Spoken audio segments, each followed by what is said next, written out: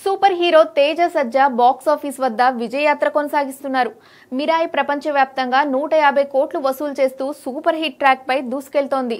కార్తిక్ ఘట్టంనేని దర్శకత్వంలో people media factory పతాకంపై TG Vishwaprasad, కృతి ప్రసాద్ నిర్మించిన ఈ సినిమా సీజన్లోనే పెద్ద హిట్ గా నిలిచింది. గట్టి పోటీ మధ్య కూడా మిరాయి అద్భుతంగా కంటిన్యూ అవుతోంది.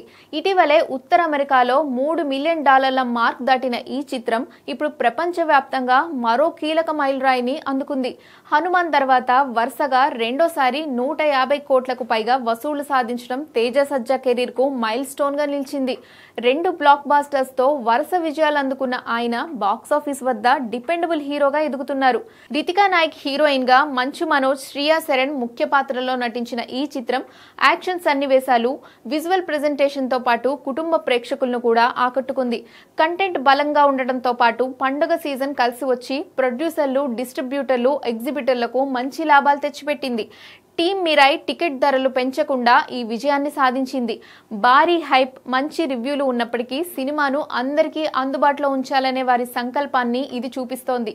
దసరా సెలవులు థియేటర్లలో ప్రేక్షకులను మరింతగా రప్పిస్తుండటంతో మిరాయి డ్రీమ్ రన్ విజయవంతంగా కొనసాగనుంది.